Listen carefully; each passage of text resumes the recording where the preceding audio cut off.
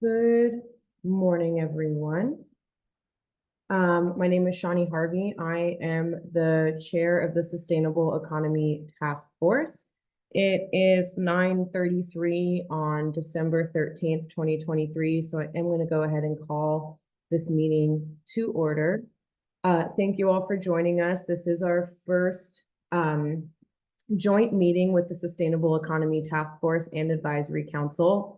And we've got a really interesting session today where we are going to be diving into the climate pollution reduction grant that MNERD and Energy, Minerals, and Natural Resources, I hope I said that right, and the Environment Department have been working on this grant application. So we wanted to take this opportunity to bring both groups together to have a discussion on that. So I'm going to call this meeting to order at 9:34 a.m. And Michael, if you've got the minutes covered, I'll go ahead and move us into a roll call. Thank you so much. And then we do have two co-hosts today helping me simultaneously figure out how we're going to manage three different groups of people to help you have the most productive meeting possible. So first roll call I'm going to start off with the task force, and then I will do the advisory council following. Stephanie Clark or Patricia Trujillo or anyone from higher education.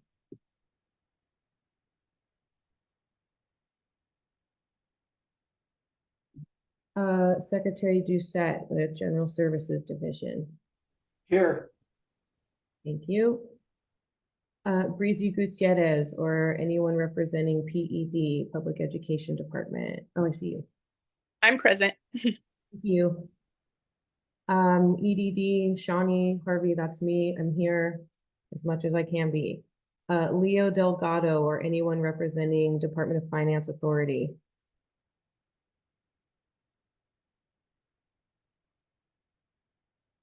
Okay, Anna Linden Weller. Anna Linden's out today. I'm covering. I'm Ben Shelton. I'm the general counsel at Energy Minerals. Thank you, Ben. Deputy Secretary Wingman with Environment. Hi, see? Hi. Good morning. Thank you for joining. State Land Office, Steve Viereck. I am present, and also on the phone is Michael Sage, who is our new, as of a week ago, Assistant Commissioner for Commercial Resources. Sam, thank you for being here. Raquel Gomez. Good morning. Here. Good morning. And then was the secretary here today, just in case I don't think that she would be joining us? No, the secretary won't be joining this morning.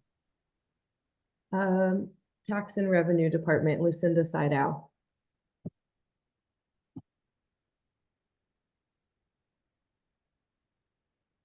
Okay. James Proviwa.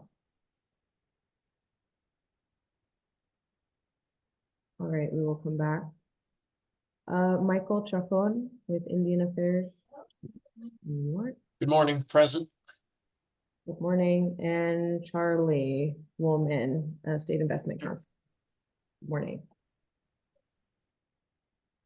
All right. Perfect. We will come back and keep an eye out for when James pops on. I'm sure he'll be here. And let's go ahead and move to advisory council role. Mayani Barudin, I'm sorry if I'm mispronouncing names. I'm present. Thank you. Atza Chavez. Here, thank you. Thank you. Glenn Schiffbauer. Present. Perfect, thank you. Janine Yazzie. Jonathan Perry.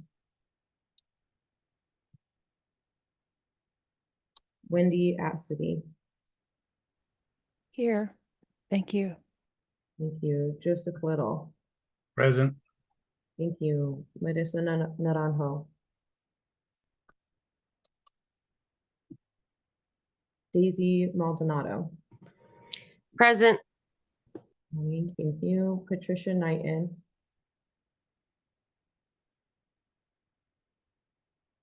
Rob Black. And Cassie Arias.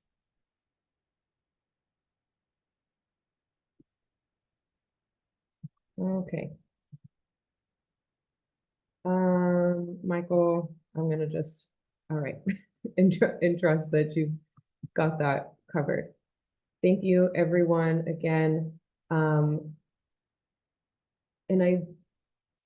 from what I can tell, I know we have quorum for the task force. I think we're pretty close to quorum for the advisory council. Is that a majority here, Michael? Sorry, you're muted. We have 6 out of the 14. If James shows up, we have half. Okay, and Jonathan Perry I just let him from the waiting room, so Okay, will that put us at half? that gets us there. Great. And then let's go ahead and move to approve today's agenda. What I will do is try and make this clear for everyone really quickly. And then, yeah, Kayla and Rita, if you could watch the waiting room as I'm sharing, that would be helpful. Can someone please motion to approve the agenda if everyone is okay with how it is? This is Steve Rick, so moved. Robert, you said second. Thank you. Is there any discussion or changes to today's agenda? Sorry, Shawnee, could I get who'd made the second? I got Steve Veert for the motion. Robert Doucette. Thank you, sir. Perfect. Seeing no discussion, all in favor, if you want to raise your hand or say aye. Aye. Aye. Aye. Aye. Great. Any opposed?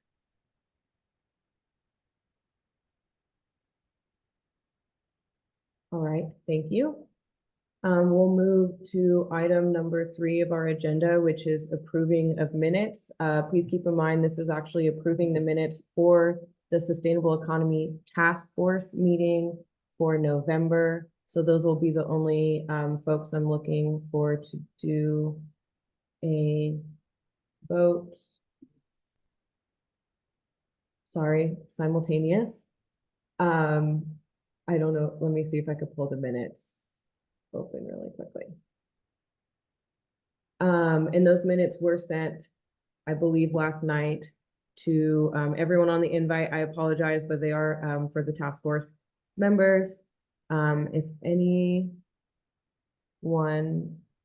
someone from the task force would please, here's the minutes from that meeting. And if someone from the task force could move to approve these minutes. This is Ben at Emner. I'll move to approve. Thank you, Ben. So moved. Is there a second from the task force?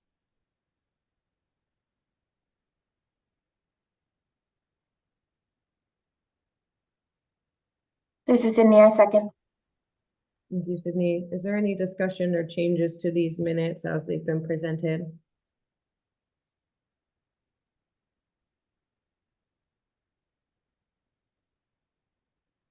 Okay. Oh, I have one correction, and it's that my last name is spelled I-E. So that'll be the one correction that we make before that. All right. I am autocorrect. Sorry, Shawnee. Problem. It's a terrible autocorrect. They don't know who I am. All right. Seeing none for the task force, all voting members on the task force, please say aye or raise your hand in favor of approving these minutes. Aye. Aye.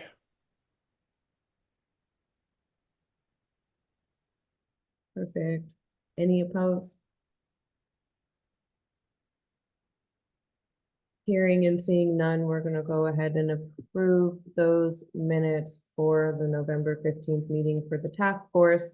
Advisory council folks, we will have the three, I think we only have a few different minutes we still need to approve. We are gonna hold and do those on the January meeting, and we'll have them ready as a full packet so that we can move forward. Thank you so much. That concludes item number 3 on our agenda. So thank you all for being here today. What we are gonna do is we're gonna get some background on the climate pollution reduction grant from the Environment Department and MNERD, who is here with us today. We'll get like a broad overview of the program, and this is kind of a cool opportunity because we have both groups together as well as members of the public really talking about an opportunity that impacts New Mexico and the work of both of these groups, and just an opportunity for us to really, the best way to say, use the federal funds that are coming down. So New Mexico is looking to submit an application, and this is part of that like public review and feedback process. So without further ado, what I'm going to do is we'll move into item 4 on our agenda, which is going to be our workshop on the climate pollution reduction grant. We're going to go into a briefing and overview from MNERD and Environment, I believe led by Miss Amy Roseborough with the New Mexico Environment Department.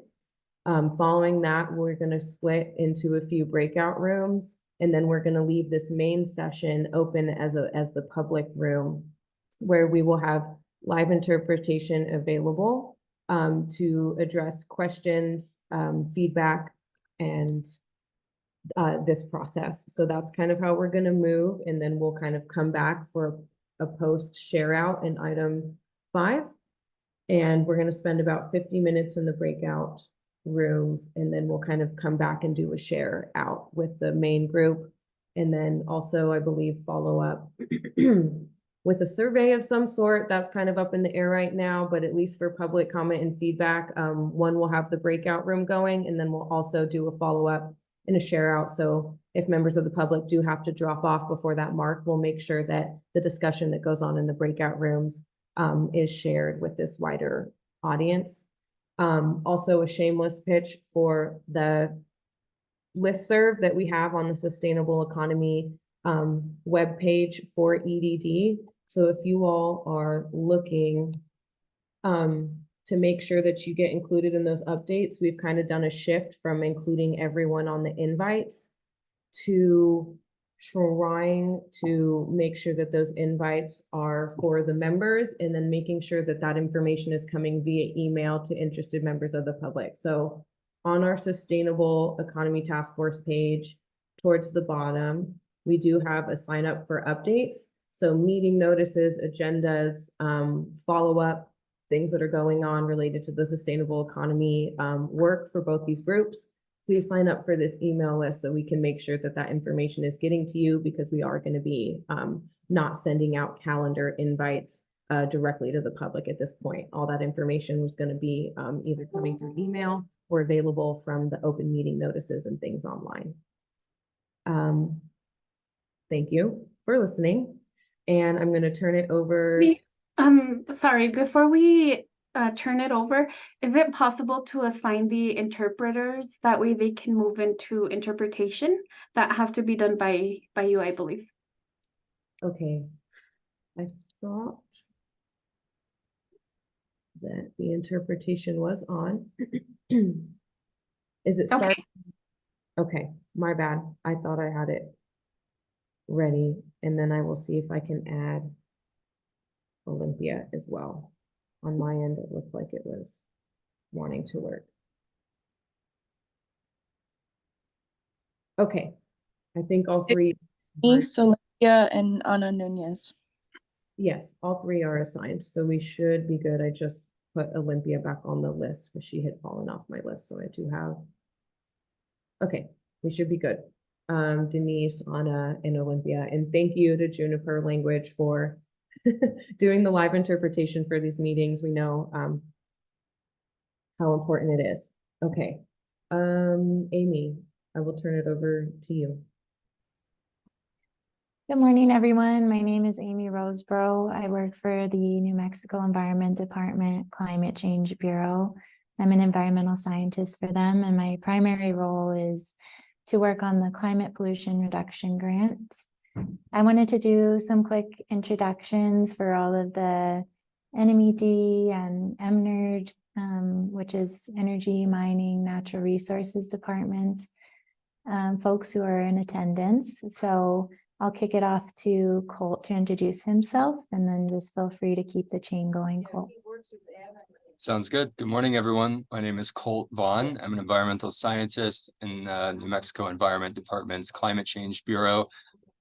My primary role at this point is to develop the Climate Pollution Reduction Grant Phase 2, which is the implementation grant application.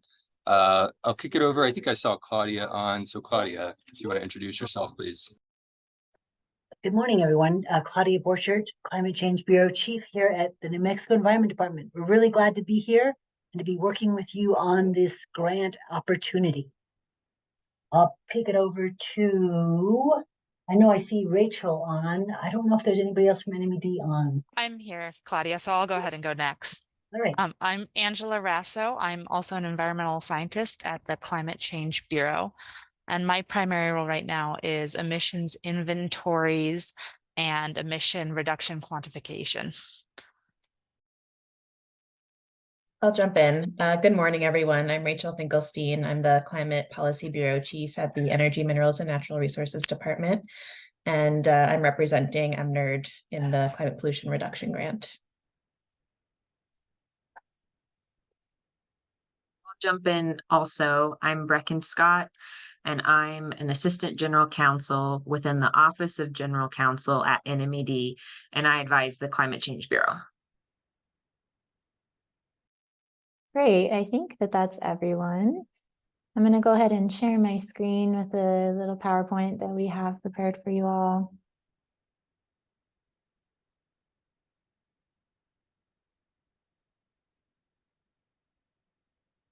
Does that look okay on your end? Okay. So again, I just really want to thank you all for letting us join in this workshop, and I'm really excited to share information on the Climate Pollution Reduction Grant and get your feedback. Today I'll be doing this presentation with my colleague Colt Vaughn, who introduced himself, and we're just excited to get going on this and hear some feedback from you all.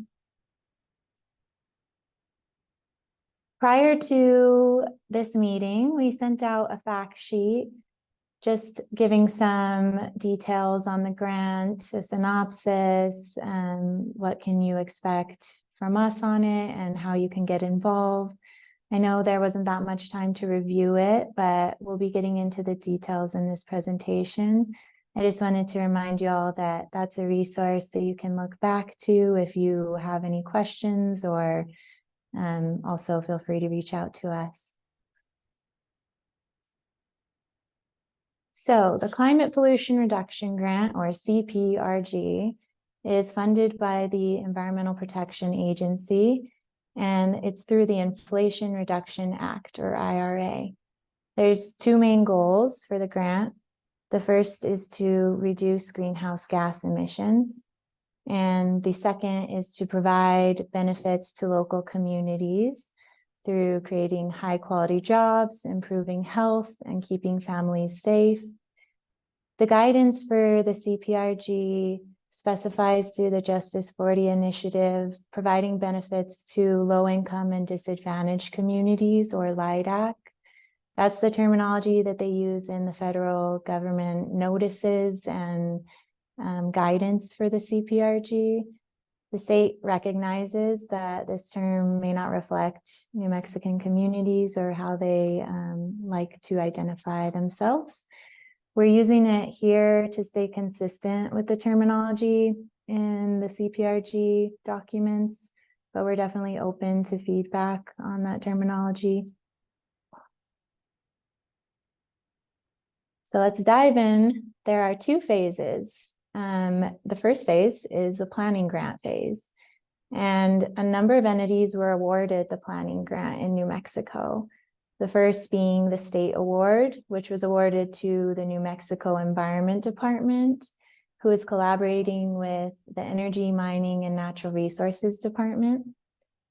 The second award was to the city of Albuquerque, and that was the only municipal award that was received in the state. And then there were a number of tribal awards, including to Pueblo Sandia, Pueblo Santa Ana, Navajo Nation, and a Tusuque Coalition application that included the Pueblo of Nambe, Picaris, and San Ildefonso. Oh, not sure what this is, sorry.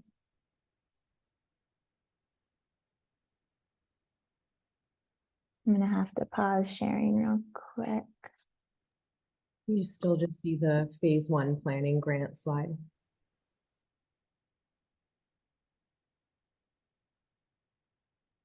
Okay, then I suppose it was just on my end, but a pop-up came up. And the Navajo Nation also received an award.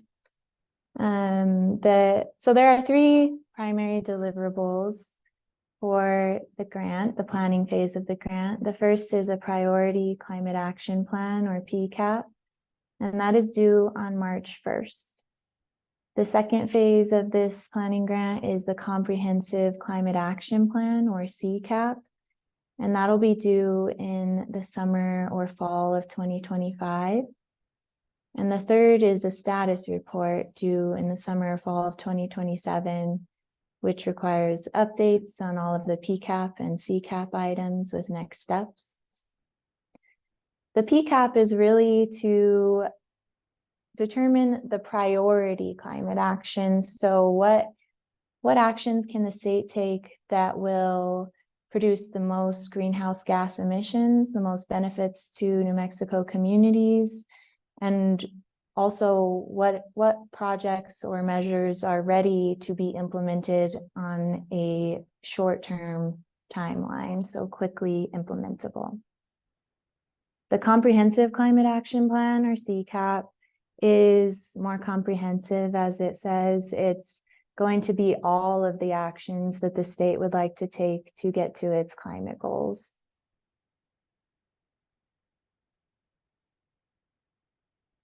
So the second phase of the Climate Pollution Reduction Grant Program is the implementation phase. And this phase is a competitive grant cycle. It offers $4.3 billion in competitive grants for measures that reduce pollution and benefit communities. And these measures will come from the priority climate action plans that are created in the state. So measures are policies, programs, and/or projects that will reduce climate pollution, and that's what will be included in our PCAP. The grant will be awarded to 30 to 115 entities, or just grants in general. Multiple grants can go to one entity, and the grants will range between 2 million and 500 million each. Those applications are due April 1st, so just 1 month after the PCAP timeline or deadline, the implementation grants are due. So state agencies, municipalities, and tribes are all eligible to apply to this grant, even if they didn't receive phase 1 funding. In order to apply to the grants, if you didn't receive phase 1 funding, you just have to give your measures to an eligible PCAP so that they're included in one of the plans in the state. And we'll cover that a bit more here in a minute. And then the last thing is that coalition applications are really highly encouraged by the EPA.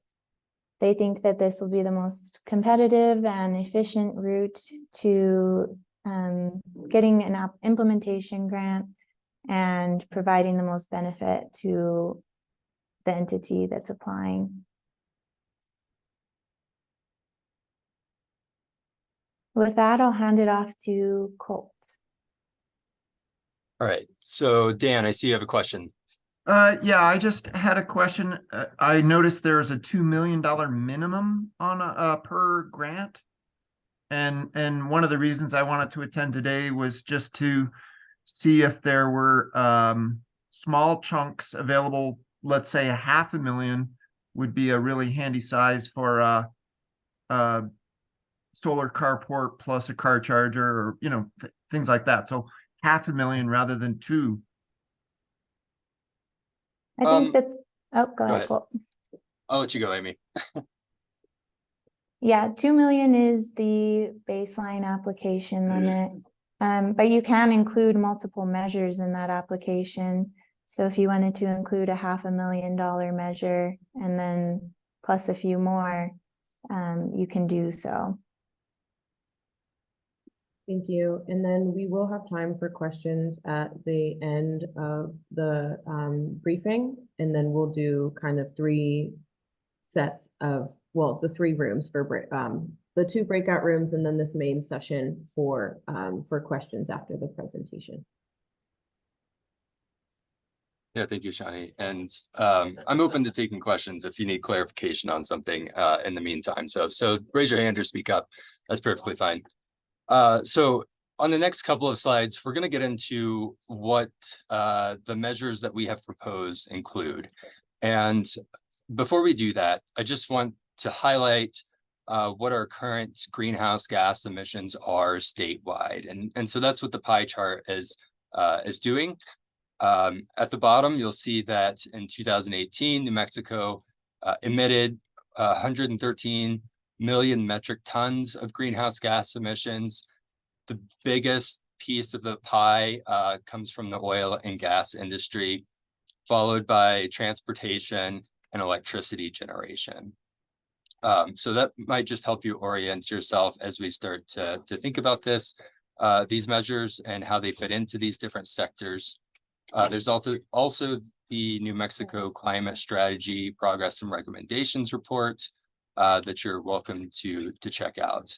Someone did ask in the slides, in the chat, if the slides would be available, and they were sent out with the meeting invitation, at least on my end. So if everyone didn't receive that with the invitation, just let us know and we'll try and get you a copy. Amy, next slide, please. Just to clarify, SEAC and SETF members have received these materials, but it was not distributed more widely than that. Okay, good to know. Thank you. Since those are the main groups we're surveying today. Okay, that sounds good. So the draft priority climate action list also went out with the meeting invitation. I'm assuming the same applies. However, that list has been condensed into 3 slides that we're going to start looking at here. So let me just start off by identifying what's in the left-hand column. So this is not an exhaustive list of everything that we are potentially considering. This is a starting place for us to begin to think about what types of measures we actually want to implement and seek funding from the EPA for. So we are expecting that this list will change, and we expect that the changes will be largely driven by the input that we're getting from you all today, as well as the public at large, and also from our engagement with tribes and their governments. So we have started to do a lot of that outreach, and we're very grateful for you all to be here today to provide us some input on these draft measures that we have put out. So on this table, there are 17 measures that we have identified as potential implementation grant measures. And I just want to start by laying some context around that. Namely, the New Mexico Environment Department and MNERD, we recognize that we have our own constraints within our own departments, which drives our ability to get all of these measures into those grants in such a short time frame. We're having conversations with other states, with other municipalities, with tribes, and I can reassure everyone that we are not alone in how far behind we feel like we are. And I would actually say that the state is probably doing pretty well compared to a lot of other states that we've had conversations with. But because of those constraints and our ability to get things done in this short time frame by March 1st and April 1st, we have to prioritize even further. We have to start to think about which measures does it make sense to try to complete in this process first so that we can continue moving down that list. And how we're making those decisions are driven around community input, like I already mentioned, but it's also driven by the grant's requirements itself. So the grant requirements, I mean, really the most important piece of it is how many emissions will this reduce? That is what the EPA is primarily going to rate our application on.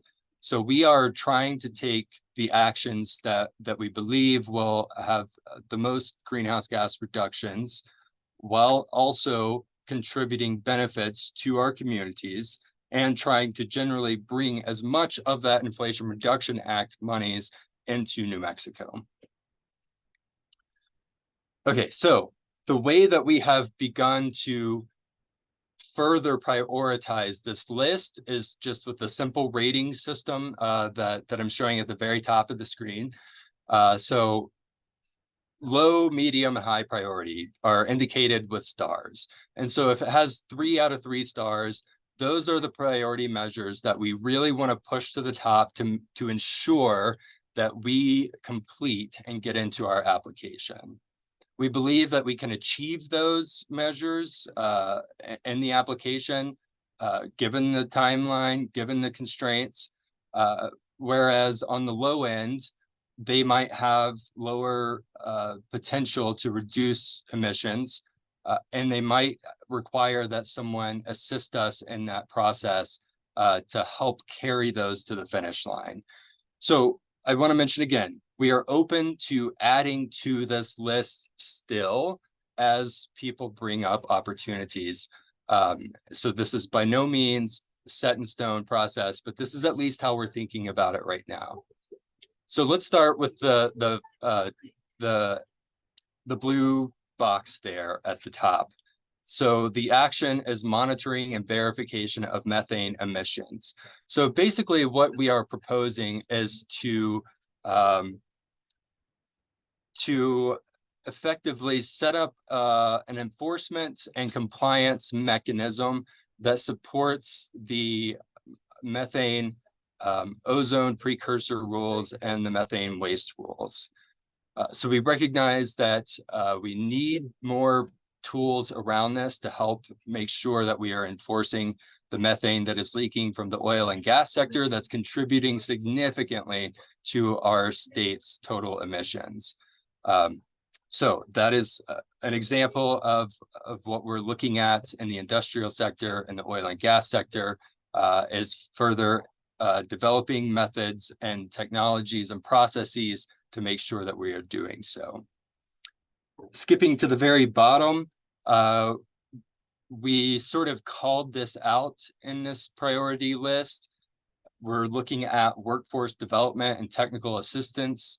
And I think really what we have decided is that it doesn't make sense at this point for it to be an individual measure in this application.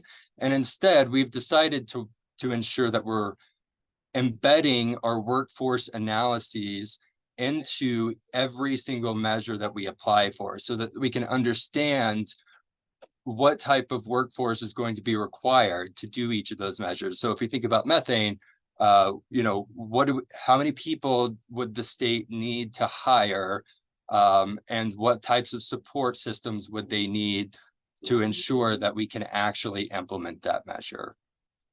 All right, so just a couple of examples so far. Amy, if you want to go to the next slide, I think we'll look at the buildings sector. So buildings is primarily in MNERD's wheelhouse.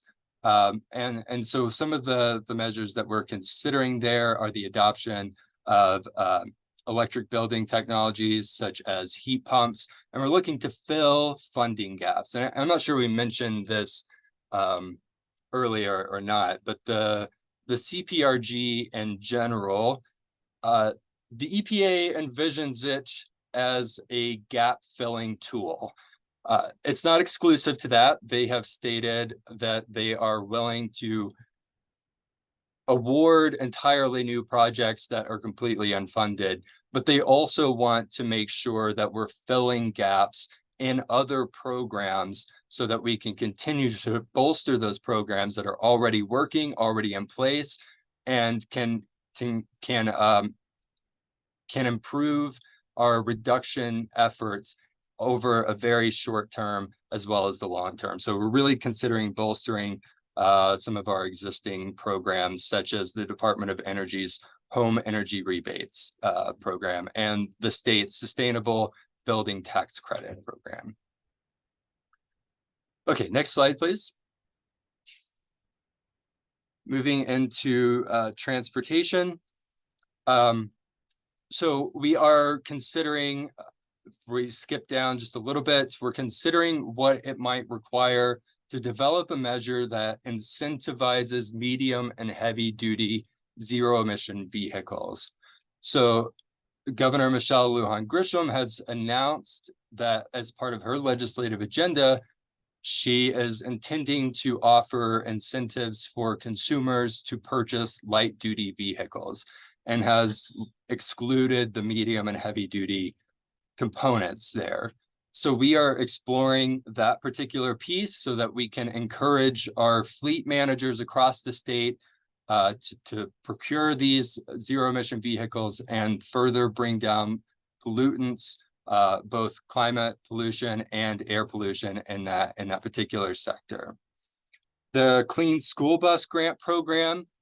So there are a lot of federal programs already out there, and there's state programs. There's state legislation being introduced around around electric school buses to try and reduce the emissions that are warming our planet, but also the emissions that our children are breathing as they're getting off and on the buses and waiting at the bus stops.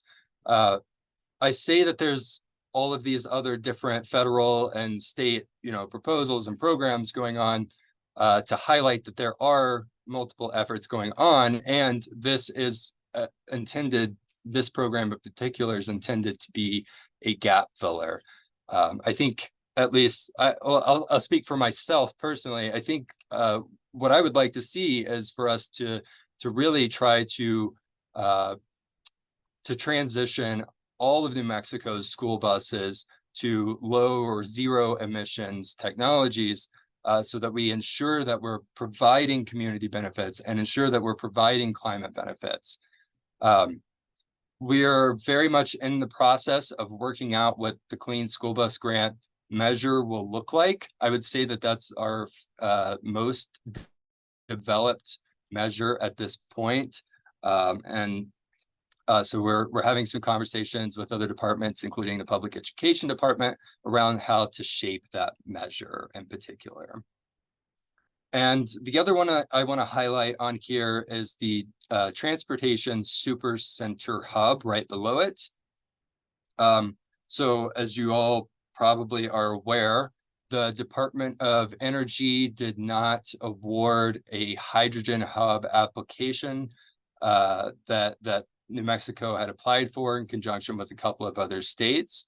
And so what we're looking for in this Transportation Supercenter Hub potentially is to form a coalition application with other states, sort of connecting the California and Texas economies along the I-40 corridor with hydrogen fueling stations and electrification to support those trucks, and as well as light duty vehicles. Anyone who's traveling between these areas, let's make sure that we have the infrastructure in place so that they are able to do so. So an important note there, I mentioned that we're considering the coalition application. So NMED can only lead one individual application, and we can lead one coalition application. Those are the EPA's rules. So we are still trying to figure out exactly what our coalition application will be, but that is the measure that we're leaning towards at the moment. Okay, so we've highlighted a couple of the measures that we're considering. So if we'll go to the next slide, we'll talk about eligibility and collaboration just briefly. So Amy already mentioned this, but just to re-highlight this, eligible entities include agencies or departments of the state, tribes, pueblos, and nations, and municipalities. So let me just start with the state agency piece. So because NMED was awarded the phase 1 planning grant to develop a PCAP and to develop a CCAP, it makes sense, right, for us to be applying for the implementation grant. But MNERD is also doing the same thing. They intend to submit their own implementation grant application.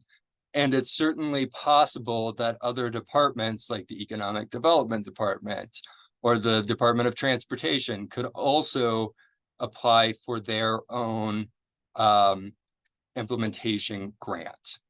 However, to do so, the measure that you seek funding for must be included in NMED's PCAP to be able to do that. If it's not in NMED's PCAP, you would not be eligible to apply under phase 2 implementation program. I want to add another caveat to that. We got some clarification yesterday from EPA that they expect that when they start to make awards, that they will select at most 2 agencies that they will award funds to. They have reserved their right to change their mind on that, but really what we're looking at is the potential for NMED to be awarded and for MNERD to be awarded. So if other departments are applying, it's important to note that we would be necessarily competing against one another. So we need to explore other ways to possibly circumvent that shortcoming. And one way that we could do that is for one department, say MNERD, for example, to lead a coalition with other state agencies and therefore put together a collaborative application. That is one way to sort of circumvent that. But again, who knows? The EPA may change their mind. They may decide that if 3 different New Mexico departments put forth proposals, they may decide that they're all meritorious and they all deserve awards. They could make that decision still. So tribes, pueblos, and nations, just to clarify a little further on that point, there are tribes, as Amy mentioned, who have received that phase 1 planning grant. They are developing their own PCAP, which means they can do their own implementation application with no problem.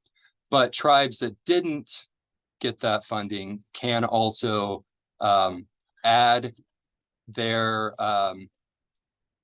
proposed measures to either the state PCAP or the city of Albuquerque's PCAP so that they can go after those funds. The same is true for municipalities. Again, the city of Albuquerque is the only one who has awarded that planning grant. So if the city of Las Cruces or Santa Fe wants to apply, for them to be able to do so, they have to either put their measure in the city of Albuquerque's or the NMED's PCAP. Okay, I think we've covered all of this, but in general, again, we are looking to find collaborative ways to move forward with this application, and we encourage you to give us your thoughts and your opinions on how best to do so. Next slide, please. All right, how to get involved. Obviously, the goal of the workshop here is to receive feedback from you all, and I think when we get into the breakout rooms, we can start to think about exactly how to do that. We want to learn about what your climate priorities are as well, so that we can begin to think about how does it make sense to start changing that list, so that we're including measures that reduce emissions, bring money to New Mexico, and benefit New Mexico communities. And then we're also interested in learning about the obstacles from your perspective about how we might achieve those measures. So, Amy, I think I'll turn it back over to you. Sure. So yes, we want to get some feedback from you today in the breakout rooms. And then after the workshop, we are going to distribute a post-workshop survey or comment form. And then if you would like to set up a meeting to discuss with us further, we would love to do that as well. We'd also like for you to spread the word to anyone that might be interested in getting involved in this process, whether it be giving us feedback on our priority climate action list or they're interested in applying. And then lastly, we really are working towards more engagement events for communities and the public.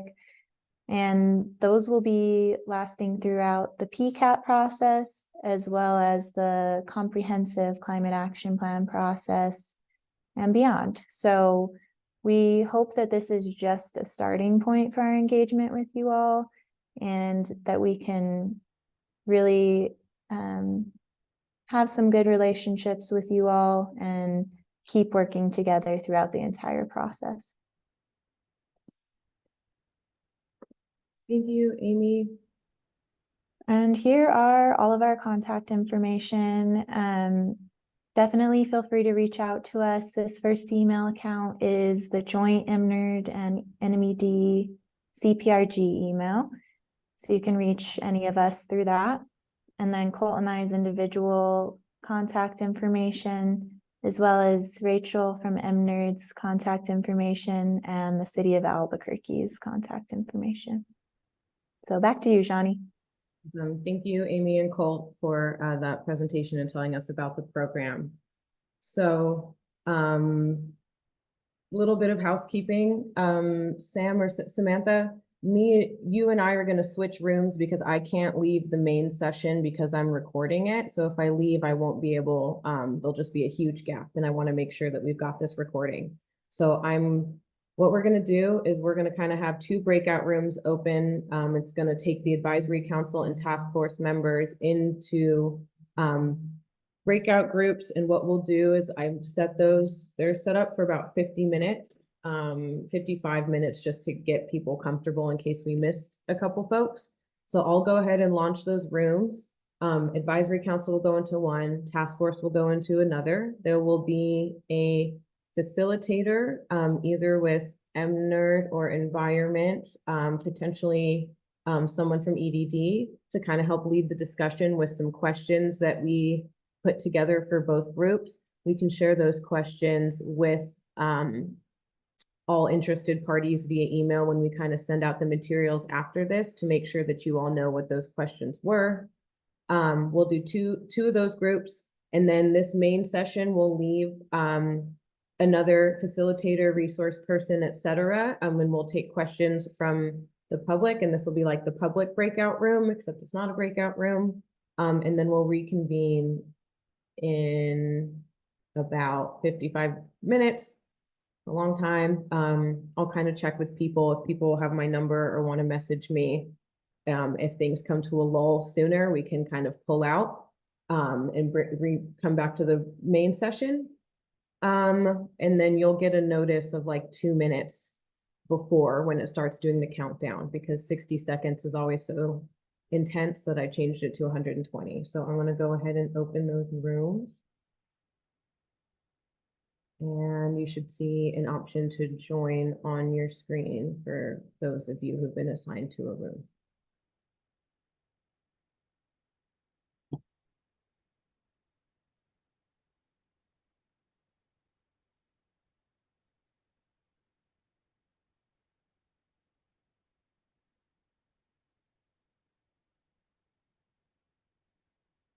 And then in this room, I think we're gonna be with Nina. Oh, and I spaced and I wanted to also acknowledge that Renee Romo with Senator Lujan's office is here, and we want to say thank you for being here. And then, yeah, if we want folks to have contact info, if you want to drop your contact info in the chat, that's fine.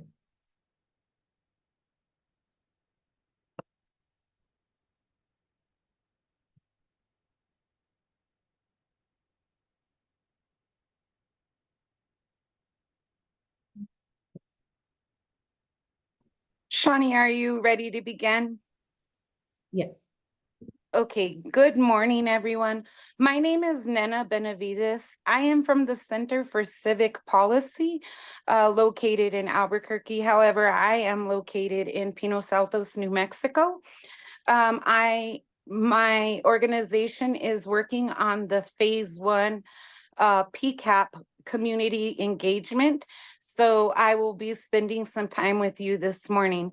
It would be very, very helpful if all of you, I know that it was an ask in the original group, but it would be helpful if everyone could please drop their contact information in the chat during this group session also. We really want to make sure that we've captured everybody so that we can share out the survey, the slides, and all the information from today's meeting. And then anyone that did not make it to a room who feels like they need to be in a room, you can either message me directly or put it in the chat and I will move you over.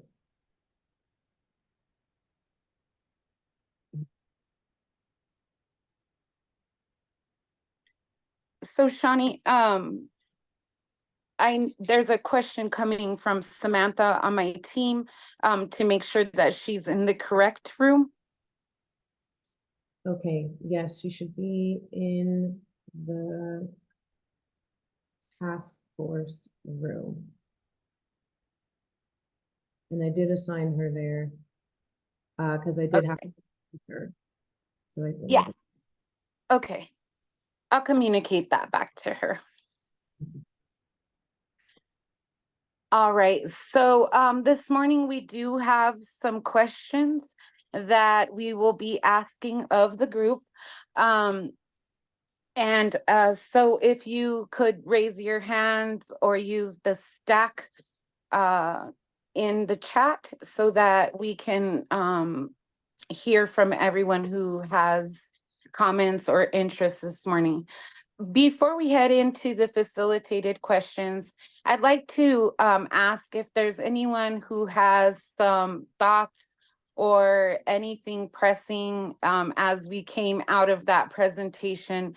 Is there anything that anyone would like to bring up immediately?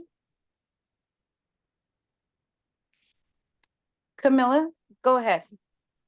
Thanks, Nina. I'm Camila Feibelman with the Rio Grande chapter of the Sierra Club. And one question or recommendation that I'd like to make is that any of the proposals be subjected to some sort of carbon reduction overlay or evidence. For example, if there were to be some sort of hydrogen concepts included here, that there should be some sort of modeling or evidence that that would actually lead to carbon reduction. And I think that that could be the case for fossil fueled hydrogen or water sourced hydrogen. In the case of fossil fueled hydrogen, we would want to see a really strong model that would include upstream methane emissions. Even with the strongest methane rules federally and locally, you're still going to have a ton of leakage. And I would question whether any fossil fueled hydrogen could be a source of climate reductions.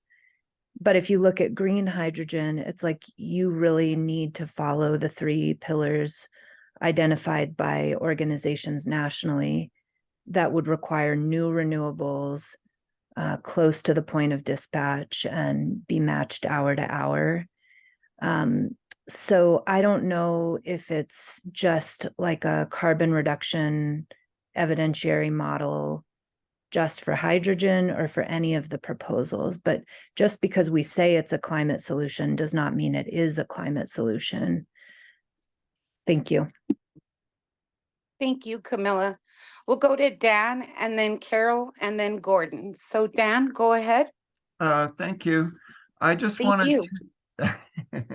So this is the first time I've jumped into this group, but a couple of your members know me, Glenn Schiffbauer, and anyway, I wanted to come in because it sounds like any of the specific projects need to be in the overall planning phase as an identifiable project before implementation. So I just kind of wanted to get a scalable idea that I've been working on with from the other end of the spectrum to make sure it's in the planning stage so that any of your entities could use it. And so that's why my first question was about the minimum grant size at, let's say, $500,000, because I've been working lately with a guy who's putting in fast chargers for EVs. And I have been working on a kind of an overall concept that plays into all your high priority items with addressing trucks and school buses and rural transportation and developing skilled labor, rural, could be on Indian sites, could be on municipal sites, but it really plays into the grid mod rural, which, as you're probably well aware, problem with fast charging and EVs is the distribution grid is really not set up for that unless you get a little bit creative with how you supply that power. And so however it happens today, I just wanted to get the idea out there that a kind of self-contained 40 kilowatt of solar and 200 kilowatt hours of they have these boost chargers now with for battery, and sprinkling something like that around hits all of your 5-star buttons. And since it's maybe $500,000 per site, it could be something to be folded into any of the programs in terms of a multiple implementation. Like, oh, we've got an electric school bus. Well, you may not know it, but they only have a range of about 120 miles. So some of our rural routes, they're going to need to refuel midday. And so this kind of addresses all that sort of thing.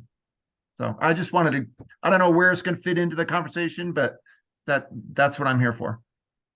Thank you, Dan. I do want to let everybody know that the Center for Civic Policy, our climate team, and a coalition that we work with called New Mexico Prospera, that is led by a group of environmental groups and what we will refer to as LIDAC community members and groups, is leading the community engagement process for the PCAP for this beginning phase.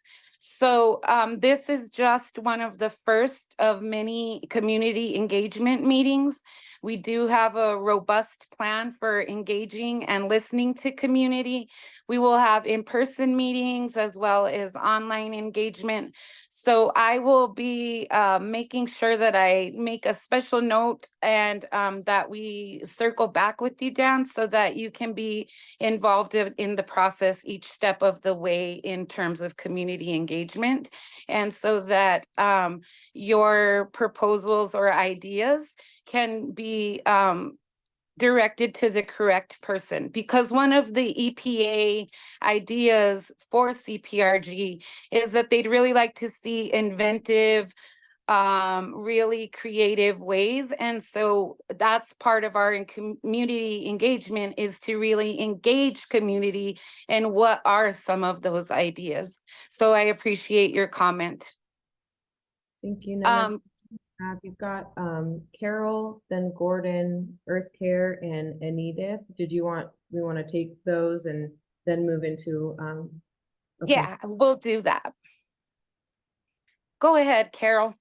Okay, well, this is Carol and Mike Fugali. We are also from Silver City. We're involved with the New Earth Project, which is an effort to, it's a regenerative agricultural effort trying to transition the agricultural sector from an emissive sector to a important carbon sequestering sector. So I guess the question is, under this planning effort, does reducing climate pollution include greenhouse gas drawdown projects? Are you making a distinction with this granting opportunity between, is it just emissions, or are you also considering greenhouse gas reduction as drawdown?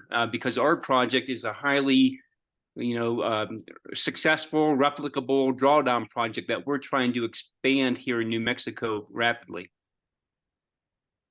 Thanks.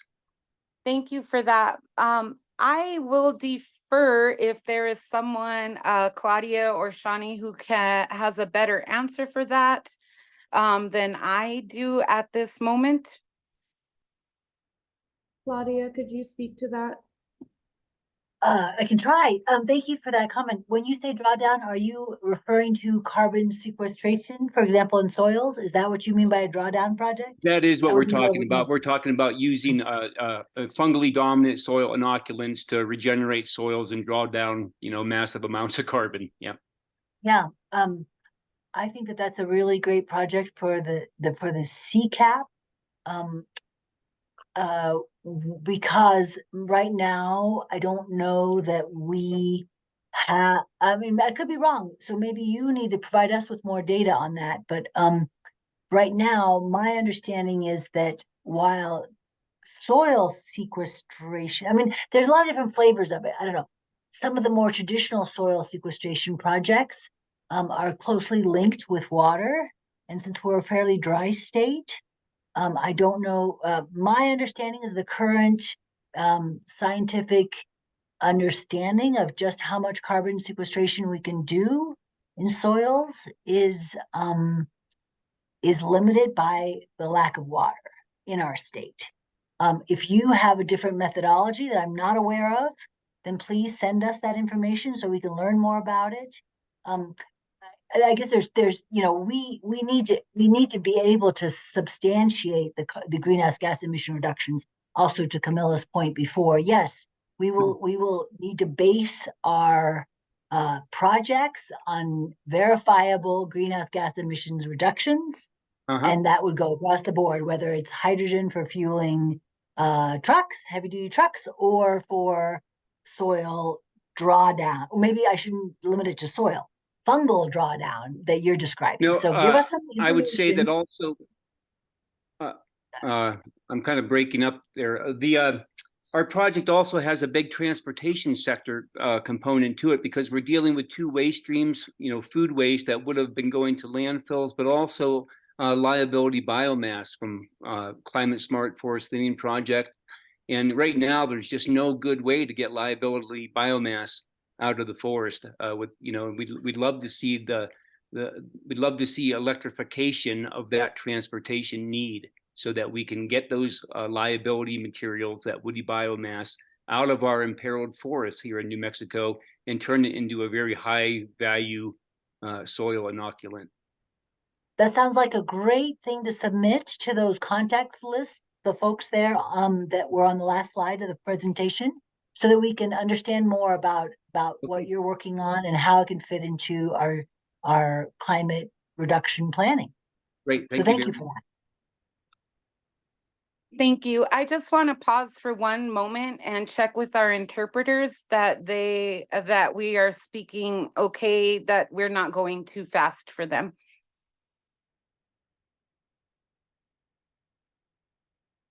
All right, great. Thanks, Denise. So we have Gordon next. Is that correct, Shawnee? Okay, go ahead, Gordon. Yeah, hi, I'm in Silver City too. And as it happens, I collaborate closely with Mike and Caroline in the New Earth Project. But my focus is on forest restoration, forest thinning, and fuels reduction, and then utilization of those materials. So there's many aspects, both to emissions reduction involved and to sequestration.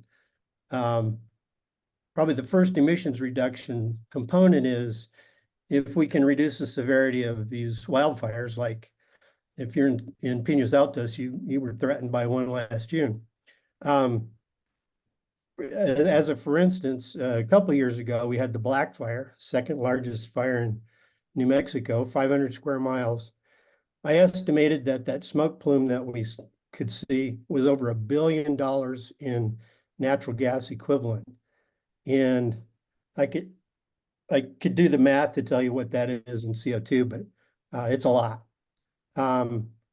We've developed ways at Gila WoodNet to utilize what Mike referred to as liability biomass. And we call it that because it has costs associated with it. For instance, if you have a wildfire, there's a lot of costs there.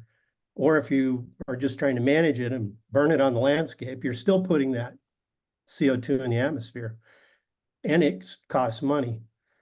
We've developed some equipment that can take a liability biomass, pelletize it, run it through a pyrolysis process, which leaves behind about 60% of the carbon that was in the wood as a sequestrable carbon in the soil. This is one of the products that's used in the New Earth compost. And it also, by burning the smoke for energy, it's a flammable gas, you can displace about a lot of gas and oil in, say, home heating and process heat. So it has a fossil fuel displacement component and a sequestering component, and it has this effect of removing this contribution from forest burning.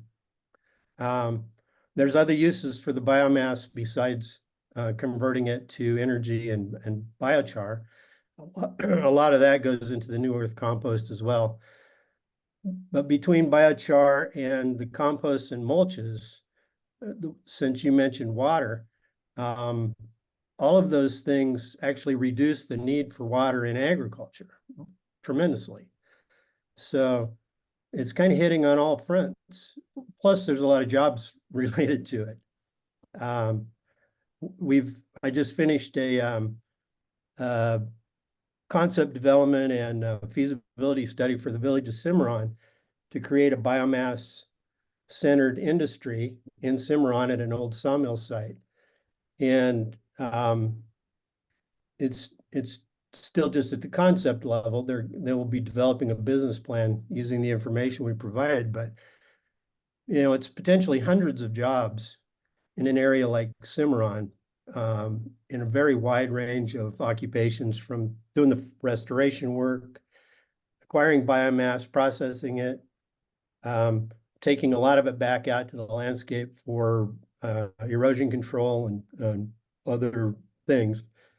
Anyway, it's a circular economy based on liability materials that can work at a community level. Great. Thank you, Gordon, for your comments. And I hope, as I said with Dan, that you will engage further in our community engagement meetings, and that you've put your information in the chat so that we can send out the slide deck as well as the surveys, because we'd love to have your engagement and hear more about your process. The state, I'm sure, would love to hear that. Sure, be glad to. Thanks. Thank you. Are we to Enidith? We are with Earth Care with Bianca Saposi. Sorry, I probably said that wrong. And then Enidith, that'll be the last one for hands that we have raised. And then if folks can just try to speak a little slowly. I know some of these terms and words for the interpreters are new, so we're trying to give them a little grace as they work to do this simultaneously for us. But Bianca. Hi, thank you. Yeah, I have a couple of questions. One, very straightforward. The list of priorities, there's a PDF that was dropped in the chat that is coming up as being damaged, and I don't know why, so I can't actually access that. So I'm wondering if anyone else is having trouble, or if maybe you could just repost, maybe my computer's just being funky. But my question is actually about the priorities that were presented on the slideshow, and then I wanted to be able to review the ones on the PDF. I'm just wondering, like, if we could have a little bit of insight into how those were selected, and I'm trying to understand. I appreciate that, Claudia, you addressed Camilla's question in terms of actually quantifying emissions reduction and needing to substantiate those in the priorities. I'm wondering if that process has already happened in the priorities that your departments have elevated here, because I'm just not clear about that, and I don't feel like it's transparent, and so I'm just trying to understand the process that led to these priorities. Thanks. That we're supposed to be providing feedback on. Claudia, I will defer that question to you again, if that's okay, and if you're comfortable answering that. I will take a stab at that. Very good question. Thank you. You know, I just want to emphasize multiple things about this. A, this process has been extremely fast. Anybody who's been kind of following climate issues, you know that a lot of our team has been really focused on getting the clean car rules and the advanced clean car trucks, the rulemaking process. So as Colt said multiple times, this is at the beginning of our priority list, right? We are absolutely having these community meetings because we want to know more. That being said, you know, there's been a number of studies in the past, and there's an ongoing one now too. Colt showed our 2018 emissions inventory.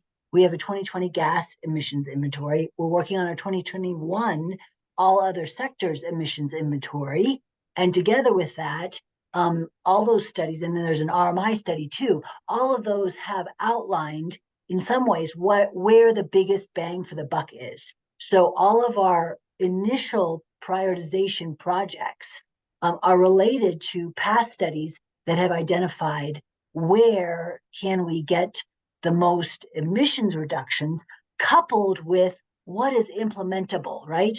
I mean, we want everything on the table for the climate, the comprehensive climate action plan, including those great ideas we've heard here today.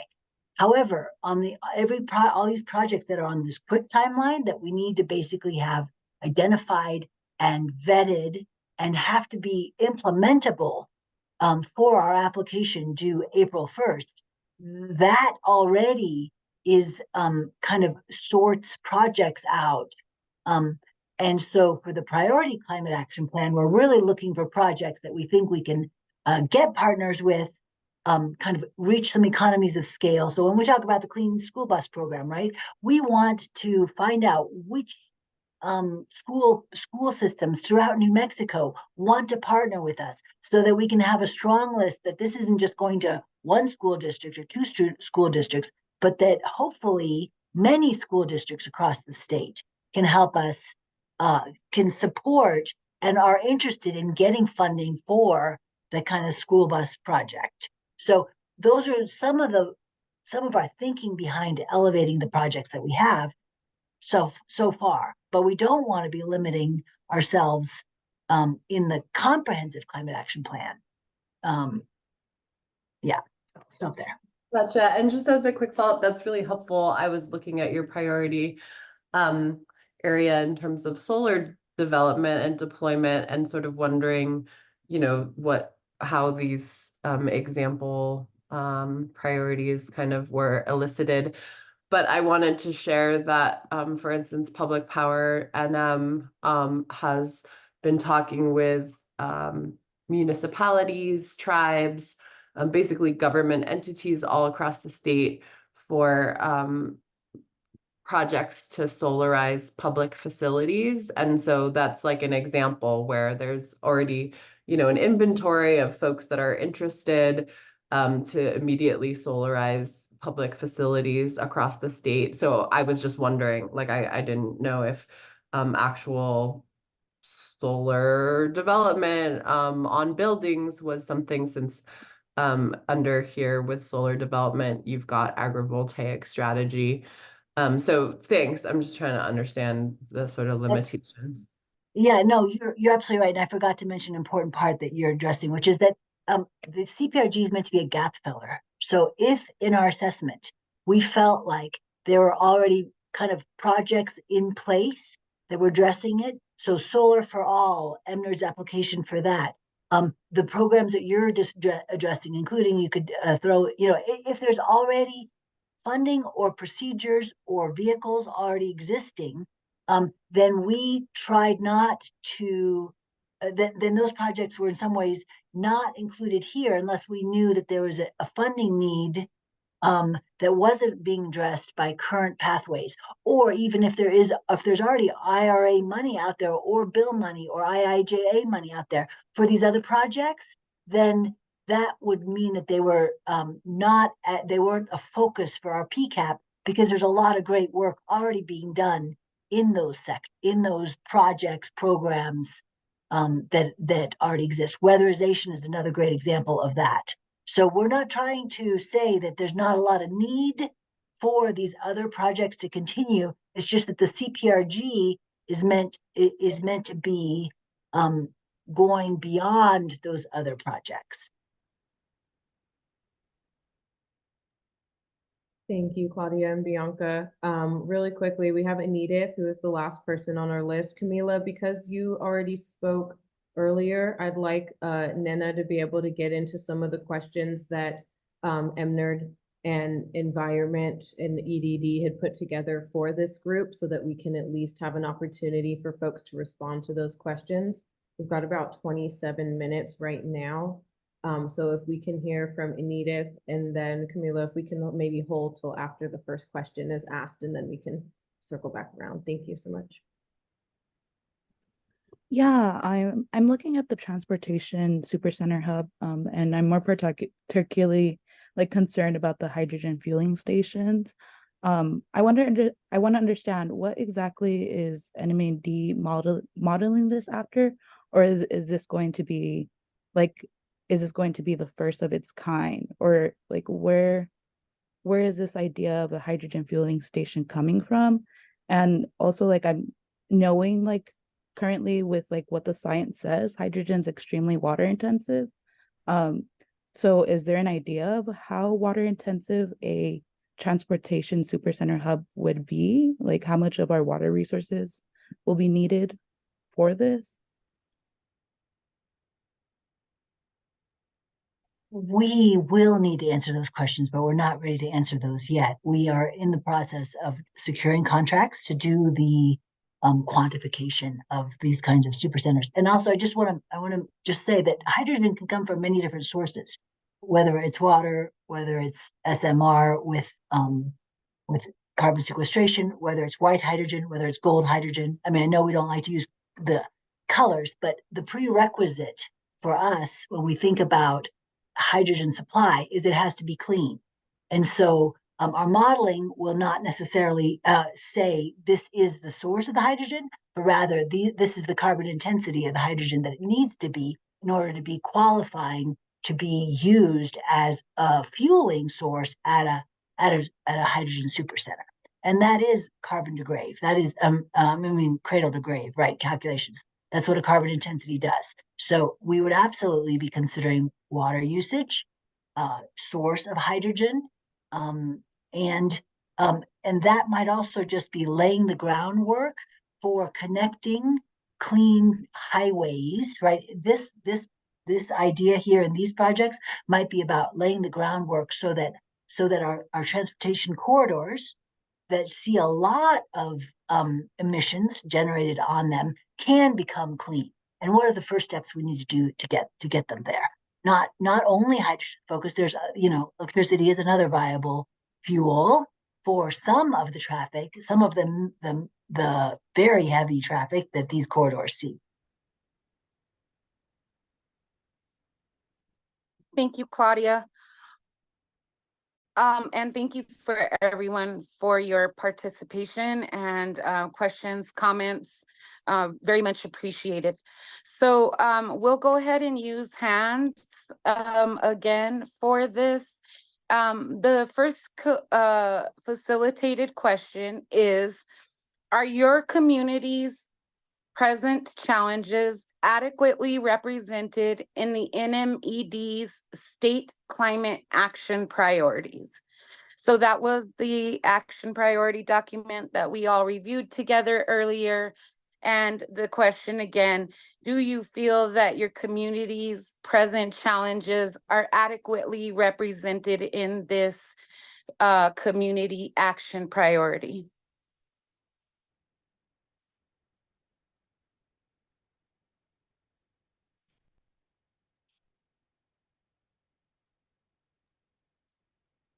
Are we like doing a poll? I'm sorry if I missed the process or how to answer. Oh, no, if you will just raise your hand, or if you have comments around that, if you feel that there is your community being represented, and if not, if you don't feel that there's adequate representation, what do you feel needs to be better represented for your community in this process?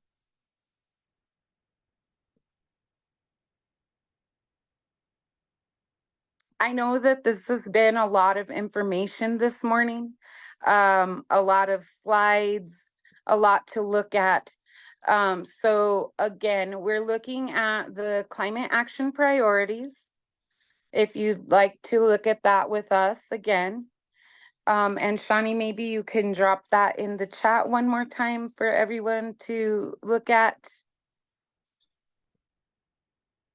Yes. Or share your, yeah, if you have share screen capability, that would be great also. The action list. Yes, the climate action priorities.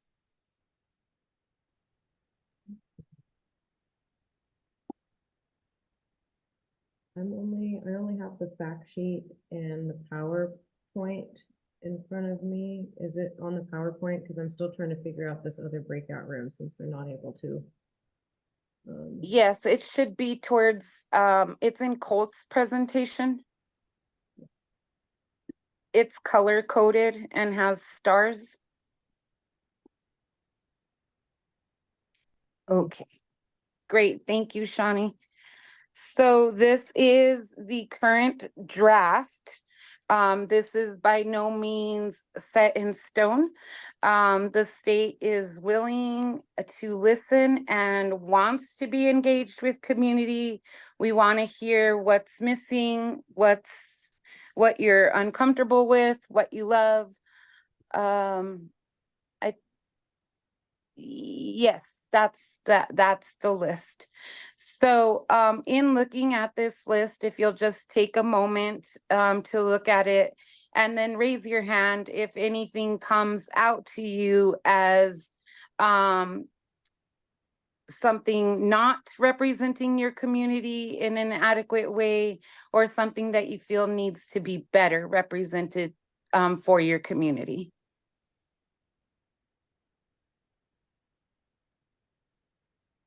And you do have a couple hands up, Gordon and Anne Green. Okay, go ahead, Gordon. Sure. So in the natural working lands and waste, it'd be nice to have the forestry stuff in there as well. But under the anaerobic digester incentives, I know that there's a federal legislation bill that relates to that, that's in process, that Senator Heinrich's co-sponsor on. And we have suggested that there are other options for treating dairy and feedlot waste using woody biomass and biochar in particular, and making a very effective compost, reducing odors. It traps methane. Anyway, there's another very good option besides anaerobic digesters that will increase and decrease emissions, as well as helping out these other catastrophic forest fire mitigation efforts. Excellent. Thank you so much, Gordon. And then we will go to Anne.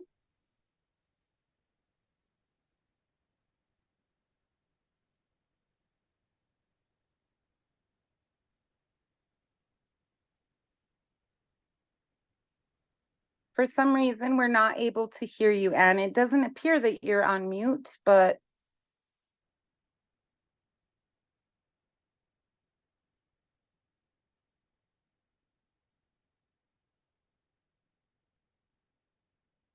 okay. I'm not sure what's going on with Anne. I'm gonna go ahead and go to Sandra, and then we'll come back to you, Anne. Perhaps it's just a connection issue for the moment.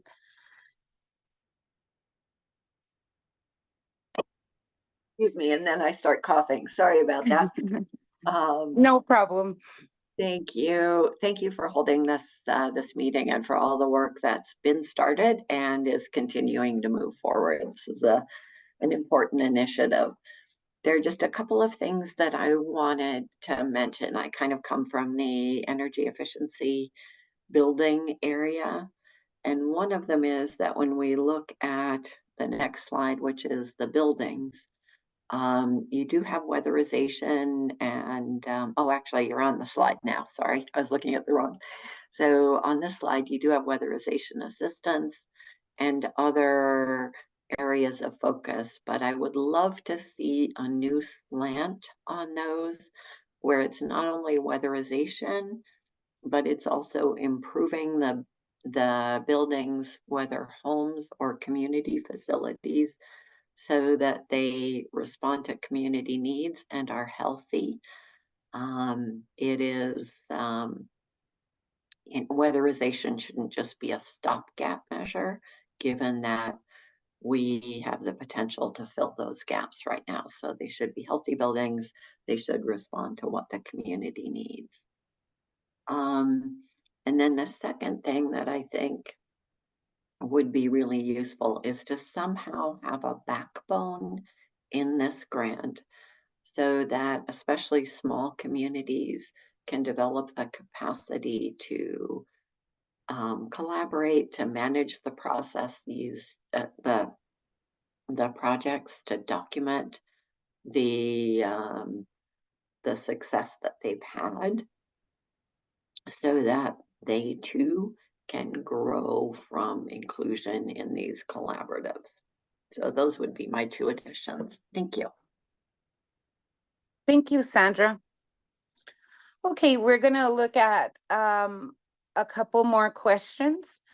Has NMED overlooked any important priorities in its PCAP? So keep in mind right now we are in the CCAP phase, which is planning, and PCAP would be implementation, which you did hear some about. I know that we did hear some PCAP ideas in our opening discussion, which was just a open sort of thoughts process, but regardless, to the structured question, has NMED overlooked any important priorities in its PCAP, which would be the secondary phase?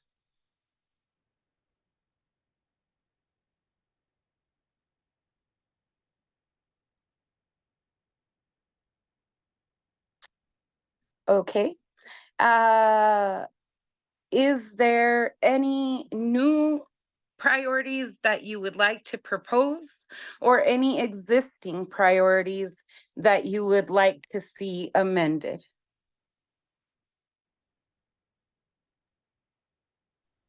Nana, I'm not sure where this recommendation applies. This is Camila again with the Rio Grande chapter of the Sierra Club. And one thing that we've been thinking a lot about, and I don't know exactly how this fits in, is just how profoundly so many of the IRA benefits will require individuals and families taking action. Like, if you want to insulate your home better, or if you want to switch to a heat pump water heater, or, install a charger. For example, we had an opportunity to switch from a gas stove to an induction stove. And then I got all excited and realized, oh God, we don't have the right plug in the kitchen for that. So then that was going to be like a whole other process. And when President Biden first announced Climate Corps, I thought it was going to be like feet on the ground going around and helping people implement this stuff like door to door. But I think it turned out to be something different. But I wonder if there couldn't be sort of a youth conservation, what is that called again? Youth Conservation Corps type approach to implementing a bunch of this family to family IRA stuff, where, maybe there's a core of young people employed by the different departments who will ultimately do the rebate program, where lower income folks should be able to just get these appliances basically for free.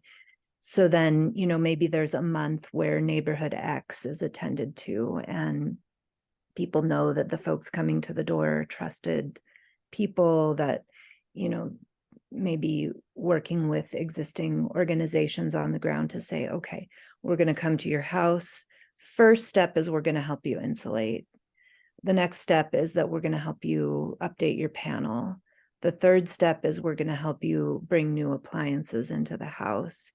And the fourth step is, we're going to help get you into a new vehicle. But I'm just afraid that a lot of the stuff is complex enough, like just sitting down in front of Electrify or Rewiring America. Eventually you get it, but it takes some time. And so I'd like to see a real interpretation phase for the public, where we've got trained professionals on the ground helping people uptake these opportunities. And I think that fits into implementation, the implementation phase. That's an interesting concept, Camilla, and actually something I had sort of thought about yesterday in a different way, about how there are these opportunities for families and rural communities. But for instance, for myself, in order to buy a new refrigerator, it would be a whole day process. I would have to drive to Las Cruces, to a Home Depot or a Lowe's, and complete that whole process. So that's very much been on my mind also, and how we are getting these opportunities to rural communities. So I just want to acknowledge and thank you for the comment. And that will be something that will be noted and kept in mind. Gordon. Yeah, I wanted to follow up on Camilla's idea there. Gila Woodnet actually submitted USDA Rural Development RISE grant last spring. Well, we still haven't heard back on it, but the core of it was to create locally driven, we're calling it a community conservation corps, to where we could, well, the sort of the sub caption is things you can do, things regular people can do. just for exactly what you're saying is, there are many things that we can do just as a local community, and there's lots of people with skills and experience, but we're not networked well enough. And that would be part of what this local CCC would do. And it would also be part of the circular economy concept. Great, thanks, Gordon. Dan. This recent conversation actually gave me another idea, and I can identify something that is missing from all of the slides, which would be a gap that might be possible to add at this point. And that is, speaking as a person who has worked on the boots on the ground side of all these dreams, at this point, we can't find local electricians to do this work. There aren't enough licensed electricians interested in installing solar or installing safe 240 outlets for induction stoves, or in adding power for heat pumps. And so I just want to put it out there that a kind of major thing that might be added would be opening up the doors for local vocational schools to open, or training programs. So you say, hey, I'm going to have a 2-month class and I'm going to teach whoever wants to sign up to be a solar installer, or to be able to be hired by a large installation firm, kind of like the CCC idea, but not untrained labor, but become trained labor. And so I haven't seen that in there, and I can tell you there's a huge need for apprentice electricians in particular in this field, because we need somebody who can be hired to install and then maintain solar and battery-based systems. Car chargers need maintenance, particularly the fast chargers, stuff like that. Thank you, Dan. I appreciate that. Just a time check really quickly. It was 10 minutes. We are now down to just under 7 minutes. I don't I like looked up and things had changed. Sorry, Mike. Thank you, Shani. Yeah, I think I can maybe tie together some of the last comments in terms of our organization. So I'm representing Conservation Corps of New Mexico, which is based out of Las Cruces. And, we engage members on an annual basis, interns and crew members. And traditionally, as a Conservation Corps model, we've done a lot of our work on public lands, as you would expect. But I know I can speak for the Corps Director, Anthony Thomas. He's very interested in sort of revisioning sort of what a Conservation Corps role might look like. And it's very much what you just said.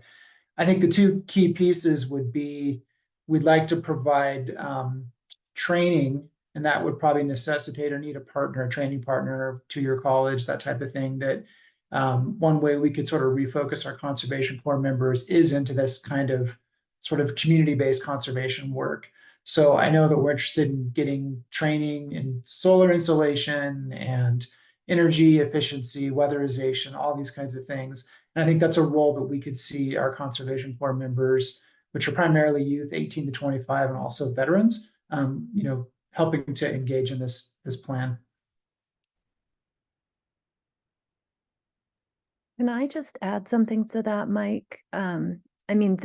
I don't know what age group kids or young people you're dealing with, but there's I think a pre-career path, or maybe it's part of the training, but with all this Inflation Reduction Act money, people are going to need to understand how to approach their homes. And once homes are retrofitted, they're just going to be so much more comfortable. You know, there's a veterans home project down in TRC where they used that was a net zero project that the administration has put forth, and they focus so heavily on insulation that even without the heat on, it's like 30 degrees outside and 70 degrees inside.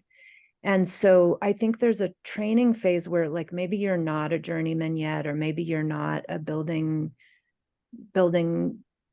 professional, but you know a little bit about insulation and what to request and what kind of windows you can get a rebate for and what kind of doors. And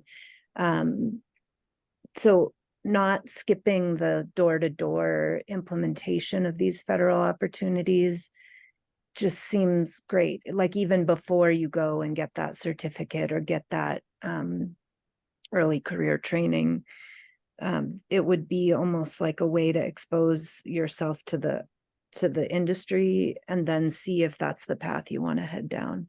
Anyway, just random thoughts. No, that's very good, because we have, generally a short window with our members. It's like, a season or a year or something like that. So we're clearly not going to be able to train them to become electricians, but clear career exploration, a lot of it is intern based, exposing them to these types of careers and then giving them some like pre-training to do some of this sort of foundation work, very much of interest. Thank you, Camilla. Thank you, Mike. Camilla, sorry if I'm doing so many things. So there was a couple questions that I wanted to grab really quickly in our last 3 minutes, starting to be 2 minutes, 59 seconds. One of them is, would this program cover the conversion from legacy meters to smart meters by electric utilities? I don't know if Nena or Claudia, if you could speak to that one.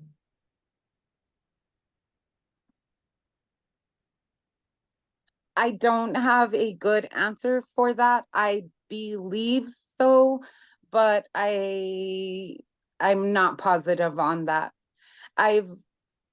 To be frank, I've really focused on, yes, the knowledge of the CPRG program, but my scope has really been community engagement development and the best ways to engage community.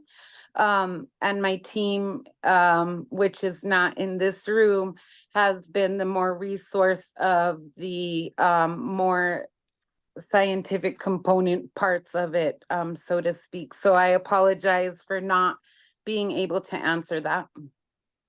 No worries. Claudia, were you able to provide some input on that at all? I think I'm not sure which program there is being talked about. The program that Camilla and Mike just were talking about, that kind of household by household assessment of needs and improvements based on where they are and where they're headed, that kind of a program. Lauren, could you clarify your question potentially?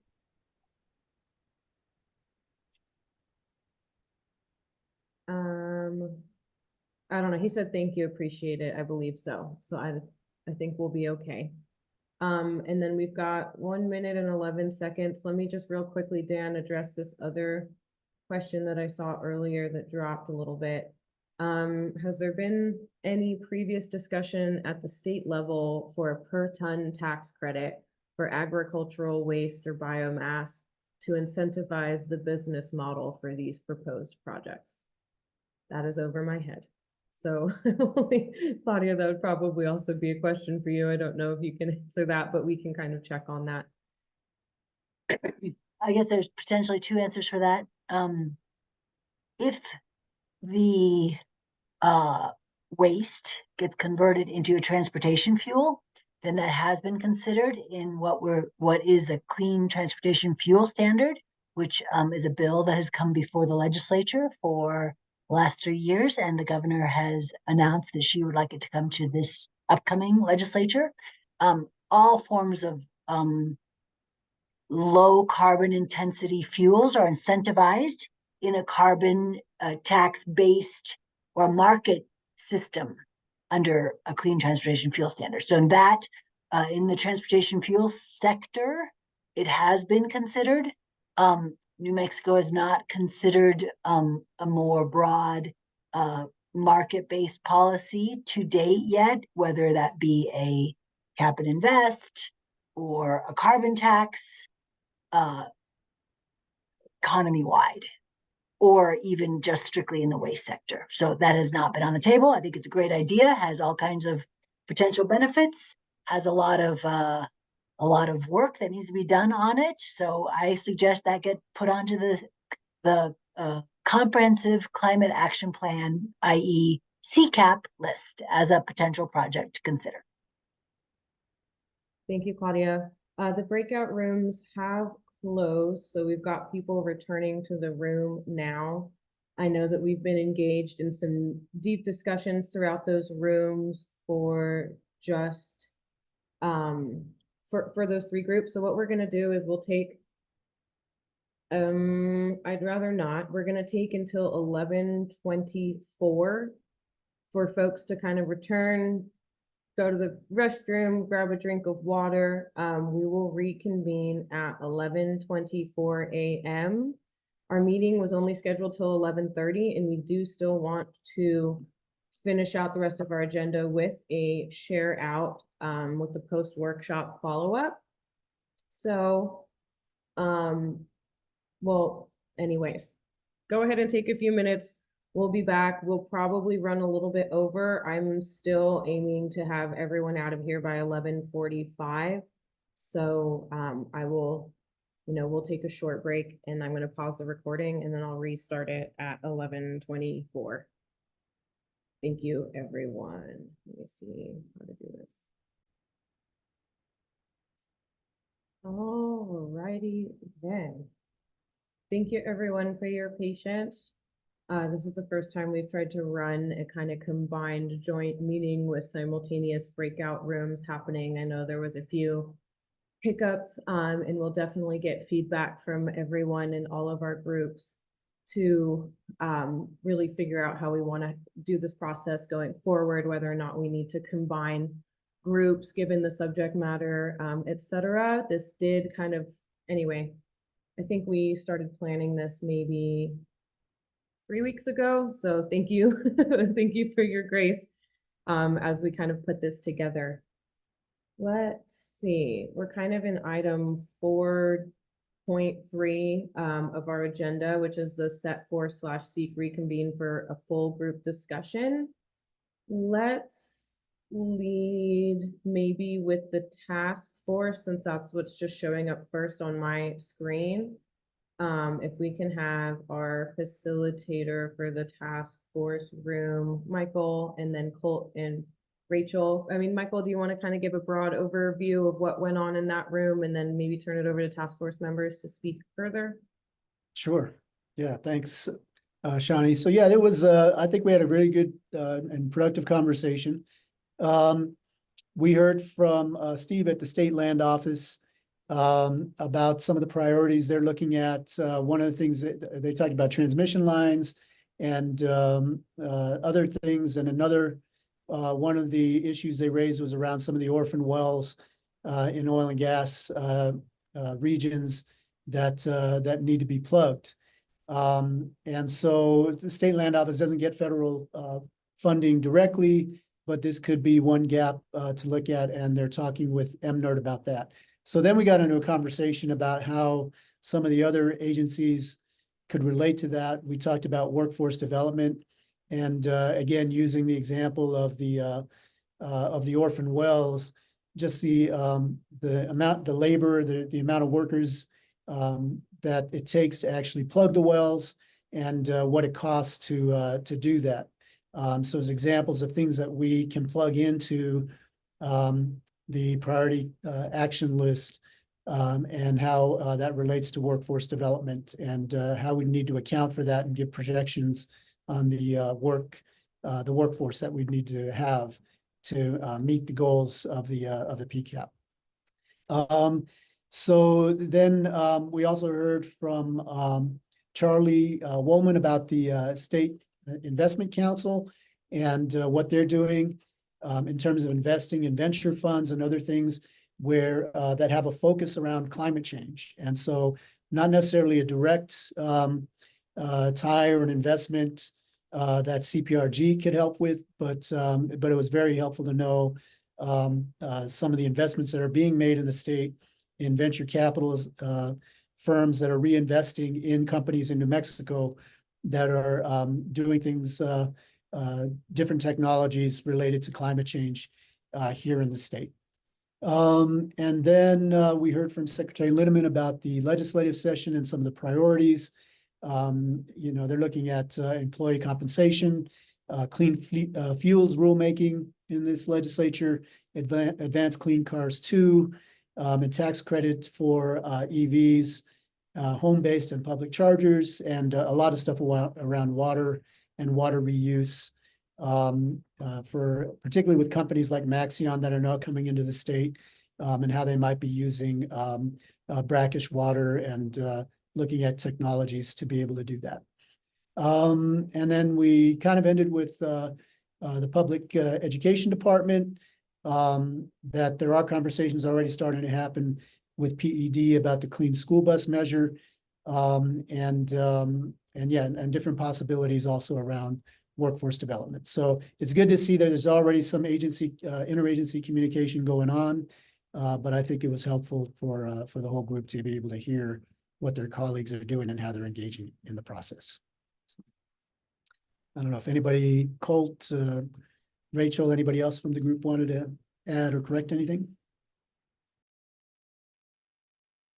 Just to say that I thought it was extraordinarily helpful to just get connected with some of the folks and different state departments to understand what's important to them. And we will be continuing to facilitate the collaboration between all of you. So thank you again for facilitating this and for participating. Thank you, Colt. Let me see here. And then for the advisory council room, Kayla, Amy, would you be able to share a little bit about what went on in those conversations? And then we could hear from the advisory council members as well. And then I also just want to note that we will, so one of the recordings might not have made it through that entire hour. So we will be compiling that feedback and kind of highlights from the meeting. A lot of this will go into the minutes. So you'll be able to kind of review what each of the rooms was discussing and went over, and we'll make sure to include the questions that were asked as well. But Kayla and Amy, I'll turn it over for you to talk about the advisory council breakout room before we hear from any of the members.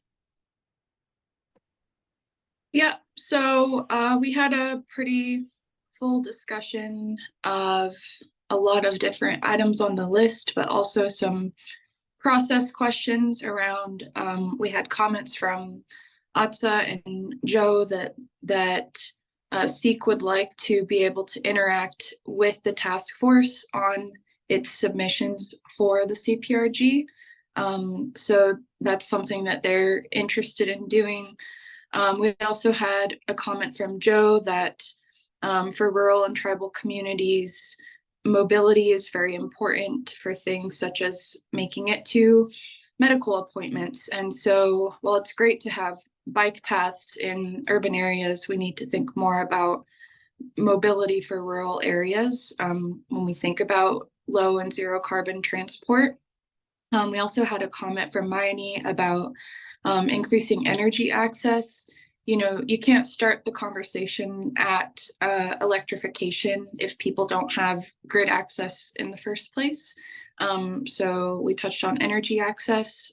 We touched on the topic of areas with a high proportion of mobile homes and the need to service specific needs of those communities, including weatherization. How does weatherization look different for communities with mobile homes?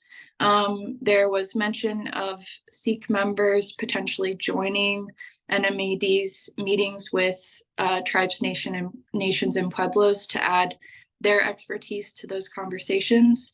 And then we had some discussion of the item pertaining to hydrogen, and ATSA had voiced a need for strict evidence of emissions reductions. So that's kind of a wrap up from us.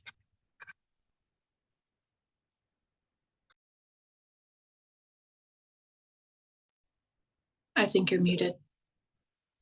Thank you.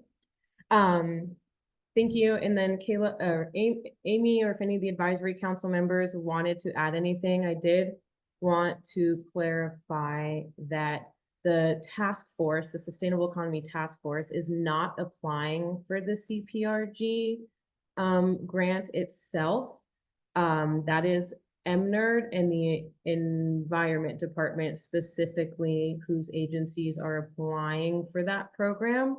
So in terms of the conversations that went on, it was really to look at what the agencies were doing that could be like spoken about in the application for NMED and MNERD in their application, but the task force itself will not be making an application or submitting anything in terms of something that would be like the Sustainable Task Force applying for this program. This is purely for environment and MNERD's application, and is around the community engagement piece.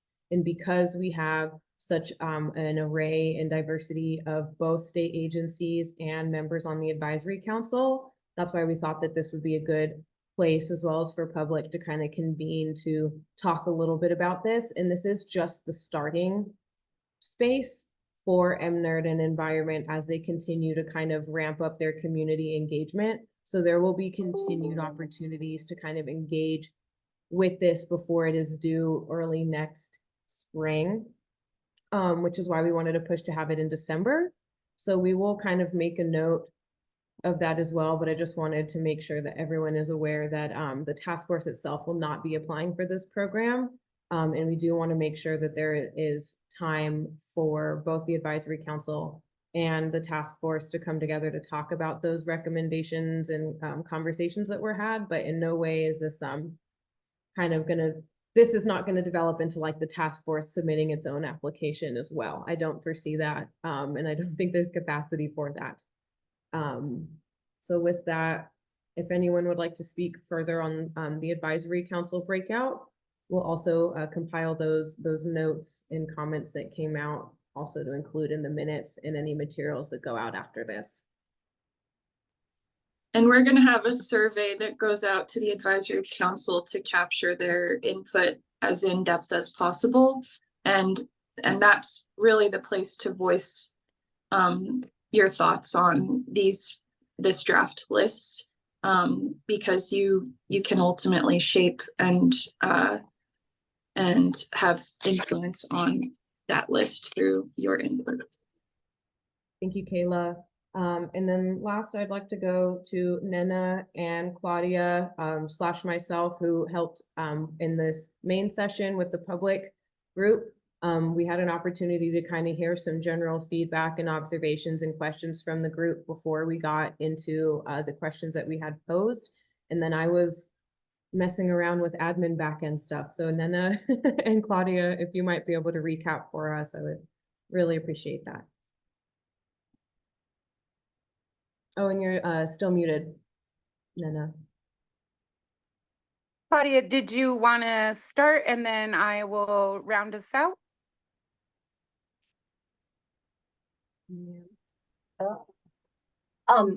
Wow. Yeah, I took some notes, but I wasn't necessarily taking notes for like reporting out. But so I can say there were a lot of good ideas. I really appreciate people, being creative in this space, right? So somewhere around carbon drawdown in land-based activities. Some of these ideas of hubs that could supply a lot of the transportation needs of a community, while also be stabilizing grid and also providing for alternative transportation options. I also, there were a lot of, talked a little bit about that distinction between the short term and the implementation grants and the long term planning piece, right? And I know one question came up in particular about whether what criteria are we using for those short term projects? And while I didn't really answer that there, I do want to say that we're open to ideas around that. We know that the grant was going to have greenhouse gas emission reduction criteria. It's going to have to reduce greenhouse gas emissions because that's a criteria that the EPA will use to rank the projects, as well as community benefits. So we're looking for projects that are intersectional on that and are implementable in the short term. So just, to recap, what we're looking for on that short list are projects that fit into that realm. That's let's see, what else I say. There's absolutely the ask that the state be above board and scientific in how we categorize the emission reductions from any projects. I think we're all on board with that idea. That's kind of it. Oh, well, and then there's also this idea that maybe we need to be thinking about how to make any greenhouse gas emission reductions available to families and individuals by having the workforce that helps the families and the communities think through what they can do on the ground and what kind of a workforce could we develop to help implement on the ground individualized community and family opportunities. Thank you, Claudia. And I have a few notes here, Nana, if you want me to, for the ones that I did manage to get. I did have some comments around to making sure that proposals and any kind of project proposals that do come in, that they need to ensure, and this is like, so this is me writing my notes down. So hopefully I caught it as best as I could, but I'm not a subject matter expert in this area. But that any kind of business or project proposals, as funds become available, should have modeling or evidence-based requirements that lead to carbon reduction, and specifically, I guess, around potentially hydrogen. And a lot of conversation around the EV kind of charging stations and what's going to be needed for buses and any kind of transportation that's going to be using that EV infrastructure, that we really need to be looking at how those rural refueling stations are going to be addressed and making sure that there's like infrastructure and support to keep those, running at the capacity that they need to be. And also the skilled labor, kind of as Claudia mentioned as well, was a big part of the conversation, making sure that workforce and labor is available to be able to do the retrofitting, installations, and maintenance, to make sure that as we have this technology and these new things become available, that we're making sure that we actually have a way to implement. We also had several folks down from tuning in from Silver City and wanted to know about greenhouse gas drawdown, and if it was if greenhouse gas reductions were considered a drawdown initiative, and that was in terms of carbon sequestration, and that yes, they will be looking at that, but there needs to be kind of more info to be able to verify and measure that evidence to show the greenhouse gas reduction. I hope that made sense. Another one that I've got is around there was a comment around wildfires and the amount, a lot of different costs that were associated with that, including like the environmental costs and CO2, and then the financial costs that happens, and that this would be a good opportunity to potentially look at how some of those tools and projects can look at reducing that and preventing it, and what kind of measures might be able to go in place to do that. There's of course some questions on hydrogen and hydrogen fueling stations and what those would be modeled after, and that hydrogen is water intensive. So there was questions around if a super center for hydrogen was pursued, that how would that be kind of measured? And in MNERD and Environment spoke to that there are contracts underway to kind of bring in people who are going to be able to measure and study that directly. And they won't necessarily look directly at sources, but carbon intensity to function, and that they would be considering things such as water usage in different sources. And then of course, back to the workforce comment, the workforce needs, and that, you know, we're going to need a lot more licensed electricians around to be able to do installation and upkeep to continue to be able to really put the momentum that we need behind this. And that's what I've got on my notes. Thank you, Shawnee. That was actually great considering all the multitasking you were doing. So I don't really have much to add that wasn't in the notes from Claudia or Shawnee, but I do want to reiterate that we do have an ongoing community engagement process, that it will be a robust process, and that we are inviting all of you to engage with us in that process. We will be sending out the draft, the survey questions, and also the slide decks from today's presentation. If you have any questions, please feel free to reach out to any of us who were facilitators, NMED, MNERD, wherever you feel most comfortable directing your questions.